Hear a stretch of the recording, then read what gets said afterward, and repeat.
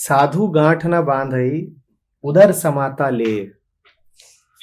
साधु गांठ न बांधई उदर समाता ले। साधु बस उतना लेगा जितना उसके उदर में समा जाए, बस उतना ही लेगा। उदर से अर्थ सिर्फ भूख नहीं, दूसरा भी होगा।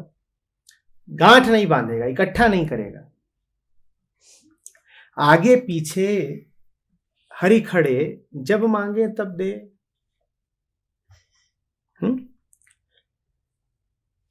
जिन लोगों को वजन कम करना होता है उन्हें सलाह दी जाती है कि दिन में कई बार खाओ। पता है तुम्हें? कम से कम, हाँ, 5 बार 7 बार खाओ और कम कम खाओ। हाँ, वो जरूरी है।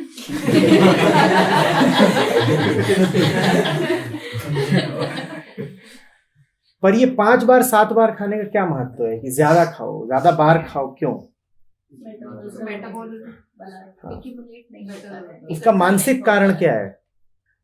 पता लगता है ब्रेन को कि सिग्नल चला जाता है ब्रेन को कि भाई हो गया है, इतना खाना हो गया। हाँ, अगर अंतराल पे ना खाए, बहुत अंतराल पे खाया जाए तो शरीर को ये समझ में आता है कि मुझे खाना मिल नहीं रहा है, तो वो इकट्ठा करने लगता है। ठीक है, आ रही बात समझ में? ये भरोसा होना बहुत जरूरी है कि जब मांगूंगा मिल जाएगा। जब ये भरोसा होता है तो आप इकट्ठा नहीं करते। परिग्रह का कारण ही यही होता है कि आप भविष्य की सोच रहे हो। भविष्य की जो सोचे उसे चिंता होगी ही होगी। कबीर कह रहे हैं आगे पीछे हरि खड़े, जब मांगे तब दे, साधु गांठ न बांधई। वो गांठ बांधता ही नहीं है। उसे कहता है, उसे लगता है कि जब मांगूंगा तब उपलब्ध हो जाएगा। जब लगातार उपलब्ध हो जाना है तो संचय करके क्या? हाथ में चाय है ना, जब चाहिए होगा चुस्की ले लेंगे या मुंह में भर लें। पर कोई हाथ से छुड़ा रहा हो तो मुंह में जरूर भर लेंगे। एक फिल्म आई थी, भाग मिल्खा भाग। उसके पास घी के 2 डब्बे थे। अब कोई उसके डब्बे छुड़ा रहा है तो क्या किया उसने? संचय कर लिया, उधर भर लिया। जब कुछ छूटता सा प्रतीत होता है तभी तुम उसकी रक्षा हेतु तत्पर होते हो। अगर तुम्हें किसी चीज को बहुत अनुरक्षण देना पड़ रहा है,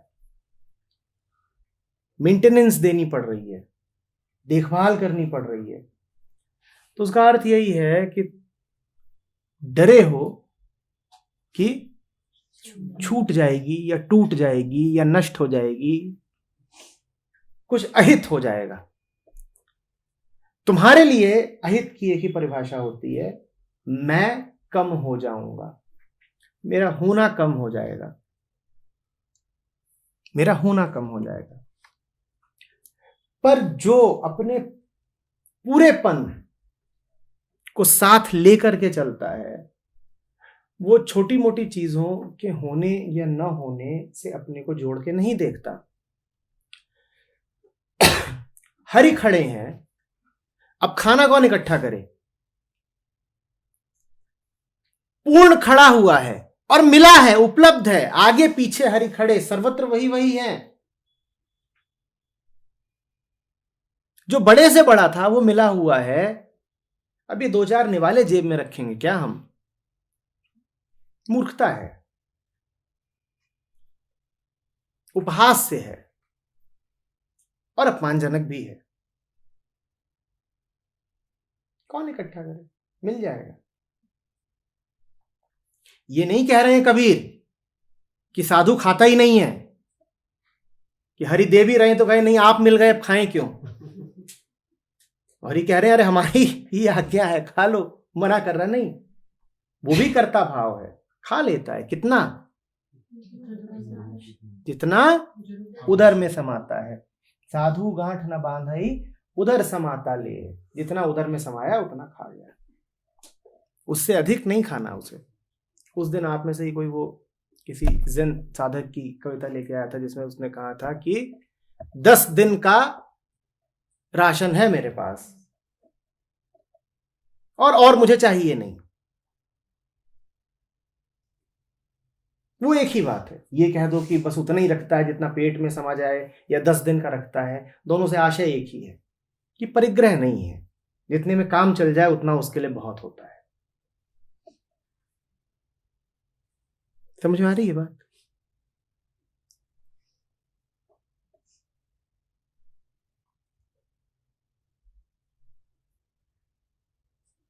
जिन बच्चों को खाना कम मिलता है उनको एक बीमारी हो जाती है जिसमें उनके पेट इतने बड़े बड़े हो जाते हैं। कभी देखा है? छोटे बच्चे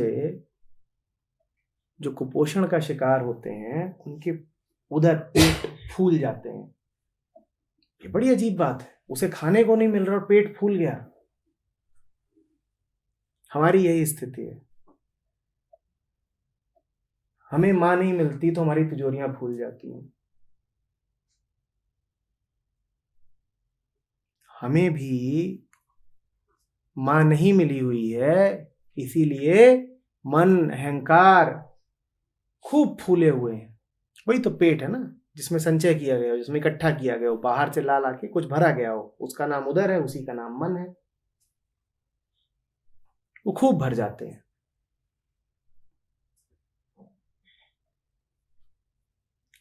आ ही रहा होगा समझ में फिर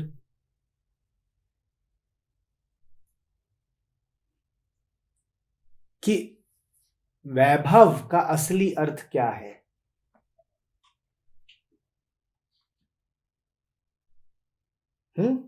अमीरी क्या है, असली धन क्या है।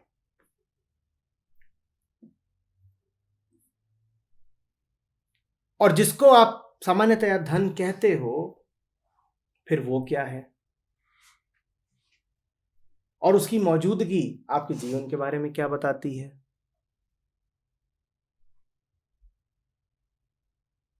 बहुत पैसा है माने कुपोषण के शिकार हो।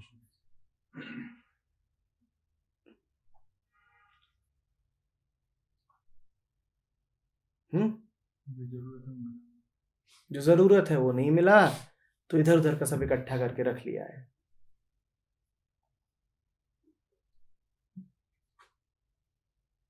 आ रही बात समझ में? आदर्श मत बना लिया करो उन लोगों को कि देखा कि अरे बिलियनियर, अरबपति, कॉलेजों में खूब चलता है कि यही तो सफल लोग हैं। दंडवत प्रणाम।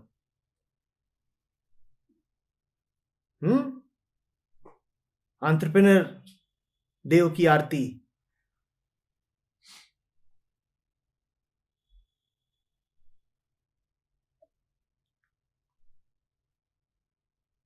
और उसमें बड़े से बड़ी मूर्खता ये होती है कि आप व्यापारियों को गुरु बना लेते हैं।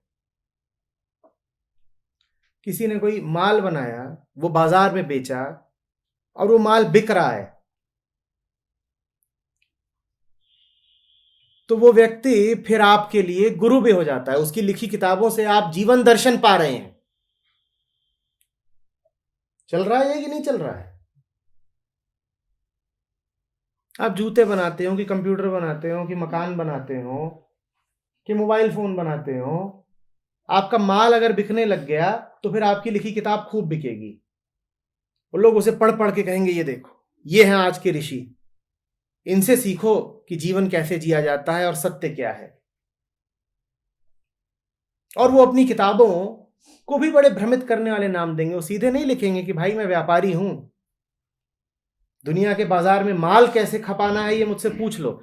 इस पर यदि वो किताब लिखें तो ठीक है, पढ़ लो, पर वो किताबों को बड़े भ्रमित करने वाले नाम देते हैं। जीवन कैसे बदले। तुम मोबाइल फोन बनाते हो, तुम उसके बारे में कुछ बताओ तो ठीक है, ये सब तुम क्या बता रहे हो कि जीना कैसे है और जीवन में क्या करने योग्य है, ये हम तुमसे जानेंगे क्या? तुम्हारा स्थान बाजार में है, मंदिर में नहीं।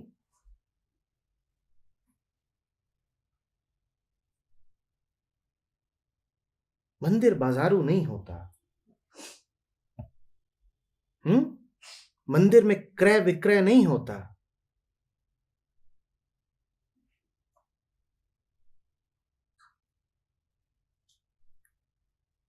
इनको जीवन आदर्श मत बना लेना कि किसी की बनाई कार बिक रही है तो उसकी बातें चल रही हैं।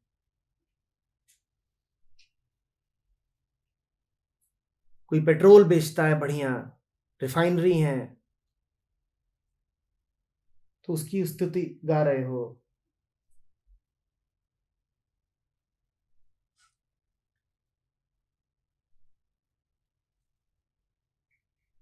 वैज्ञानिक से विज्ञान सीखो, व्यापारी से व्यापार के गुर ले लो,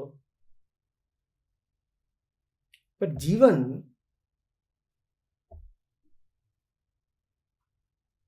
तो या तो जीवन से सीखो या गुरु से। न व्यवसायी से न वैज्ञानिक से।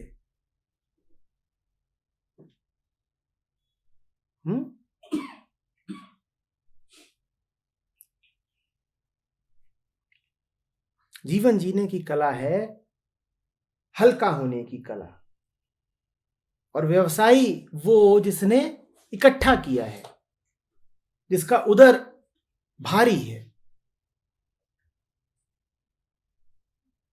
उनसे थोड़े ही सीखोगे।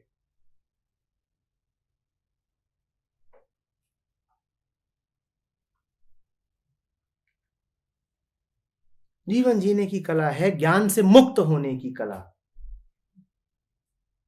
और वैज्ञानिक वो जिसने ज्ञान संग्रहित किया है, उससे थोड़े ही सीखोगे।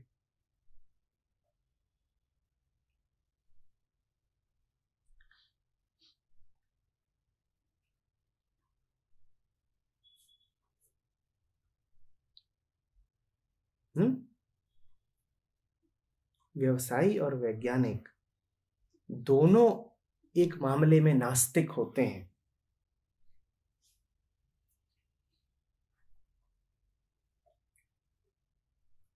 उन्हें ये दंभ होता है कि सत्य जाना जा सकता है।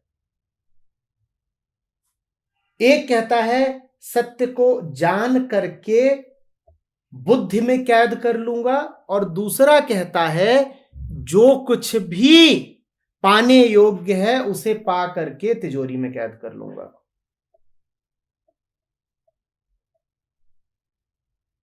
एक ने जिंदगी में ऊंचे से ऊंचा स्थान ज्ञान को दिया होता है, और दूसरे ने ऊंचे से ऊंचा स्थान धन को दिया होता है।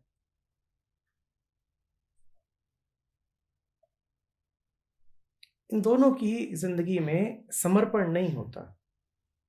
इन दोनों की जिंदगी में ये भाव नहीं होता कि जो उच्चतम है, न मैं उसको मानसिक रूप से जान सकता हूं, न किताबों में लिख सकता हूं, और न ही अपने बैंक अकाउंट में कैद कर सकता हूं।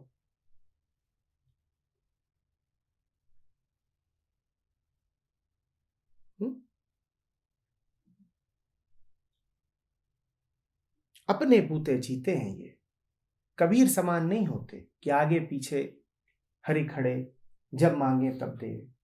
ये भरोसा नहीं होता इन्हें कि जब मांगेंगे तो मिल जाएगा। ये तो कहते हैं कि अर्जित करना पड़ेगा। ये तो कहते हैं कि कमाओ या जानो, आगे बढ़ो, शोध करो।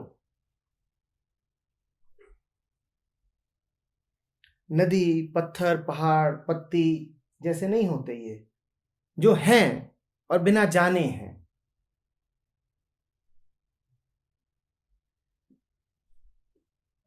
जो बौद्धिक रूप से नहीं जानता वो वास्तव में सब कुछ जान जाता है।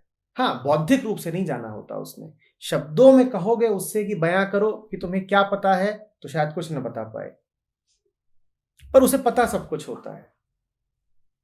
मैं तो इसीलिए पूछता हूं कि क्लोरोफिल का पता तुमको है या पत्ती को है? और बड़ी हास्यास्पद बात होती है कि हम में से कई लोगों को सोचना पड़ता है कि क्या पता हमें ही ज्यादा पता हो क्लोरोफिल के बारे में। तुम्हें क्लोरोफिल का ज्ञान है, पर क्लोरोफिल को जानती पत्ती है। हाँ, उससे कहो कि बताओ अपना ज्ञान, तो नहीं बता पाएगी। उससे कहो कि कुछ तो बताओ, फॉर्मूला वगैरह, कुछ ना पता होगा उसे, पर फिर भी सब कुछ पता है। तुम्हारे पास सिर्फ थोथा ज्ञान है। जिसके पास बौद्धिक ज्ञान नहीं होता वो सब जान जाता है। बस सब जानने का वो दावा नहीं कर सकता, कोई प्रमाण नहीं है उसके पास। जानोगे सब, पर सिद्ध नहीं कर पाओगे। और यदि सब जाना है तो सिद्ध करोगे भी किसको? हसरत भी नहीं बचेगी और सिद्ध करने के लिए भी कोई बचेगा नहीं। किसको सिद्ध करना है?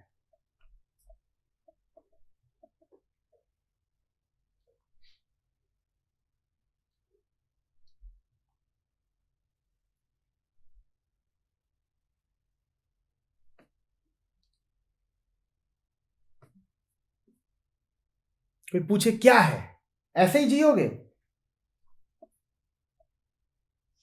अरे कुछ पता तो होना चाहिए कि ब्रह्मांड क्या चीज है, यूनिवर्स का कुछ पता हो, हवा क्या है इसका केमिकल कंपोजिशन पता हो, पानी में कौन से बॉन्ड्स हैं पता हो, न्यूक्लियस के अंदर क्या चल रहा है पता हो,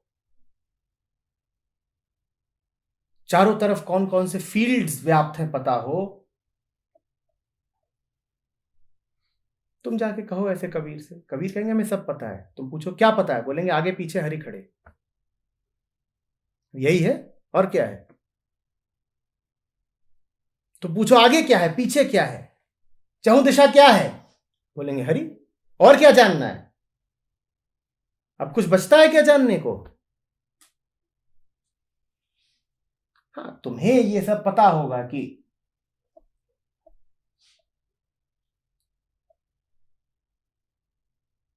दूरियां कितनी हैं, बड़ी बड़ी गणित की इक्वेशंस में तुमने तथ्यों को कैद कर रखा होगा।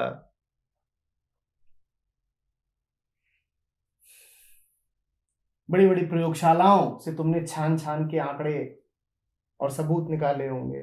कबीर से पूछोगे कहेंगे ठीक, आगे पीछे हरि खड़े। और क्या? और है क्या? क्या जानना है?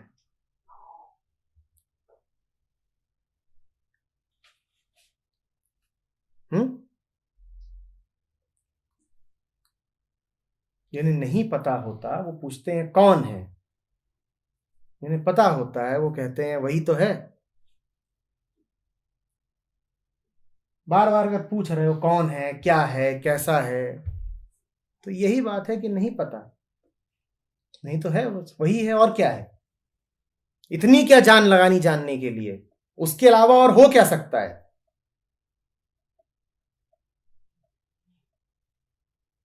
क्यों फालतू में जिंदगी जहन्नुम कर रहे हो? रगड़े जा रहे हो, रगड़े जा रहे हो कि थोड़ा और पता लगे, ज्ञान में वृद्धि हो। सारे ज्ञान का जो निचोड़ है वो इतना ही है कि वही है, बात खत्म। हाँ, तुमको सीधे सीधे कान नहीं पकड़ना है, जितना घूम के पकड़ना है पकड़ना। बात तो इतनी सी ही है, वही है, आगे पीछे हरि खड़े।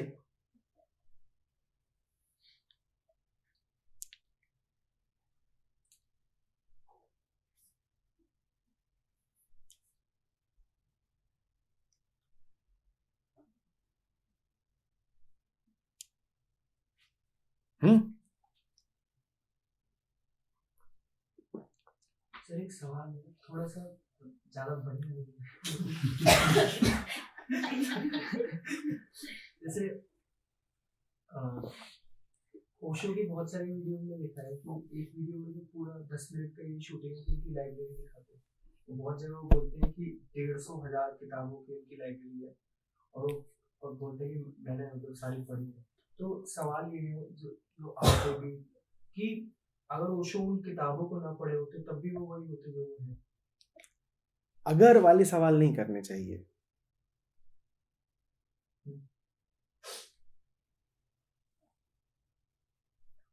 तुम्हारा अगर अभी पढ़ने का ही मन कर रहा है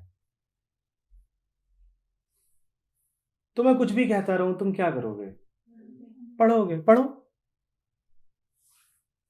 मुझे बार बार याद दिलाना पड़ता है कि ये जो सारी बातें हैं ये आचरण संहिता नहीं है कि ये जो पूरी बात कही उसका निष्कर्ष क्या निकला कि कुछ जानो मत। कोई पूछे कि क्या जाना तो बोल दो आगे पीछे हरी खड़े।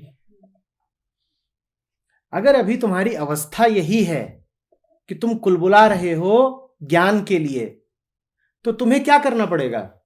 ज्ञान इकट्ठा करना पड़ेगा, और तुम करोगे।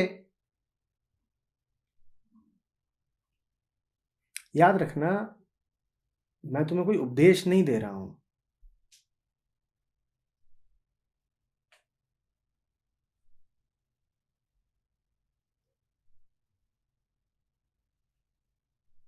किसी को बदलने में और किसी को उपदेश देने में जमीन आसमान का फर्क है।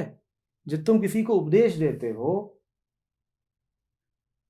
तो उपदेश के बाद भी वो रहता वही है वो जो उपदेश से पहले था, बस उसने तुम्हारा उपदेश इकट्ठा कर लिया होता है। और जब कोई बदलता है तो इकट्ठा करने का सवाल ही नहीं पैदा होता, क्योंकि किसने इकट्ठा किया, जो पहले था या जो बाद में था। और चूंकि बदलाव लगातार लगातार लगातार हुआ है, इसीलिए जो आखिरी है उसके पास कुछ इकट्ठा रह ही नहीं सकता। उसका तो जन्म ही बिल्कुल आखिरी बिंदु पर हुआ है, तो उसके पास कुछ भी इकट्ठा कैसे होगा?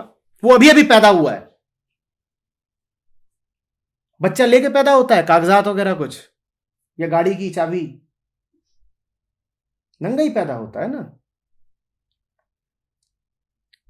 बदलने का मतलब यह है कि तुम बस अभी अभी पैदा हुए हो, सद्यजात हो, बिल्कुल ताजे पैदा हुए हो। तुम्हें कुछ दे नहीं रहा हूं, तुम्हें पैदा कर रहा हूं। अंतर समझो।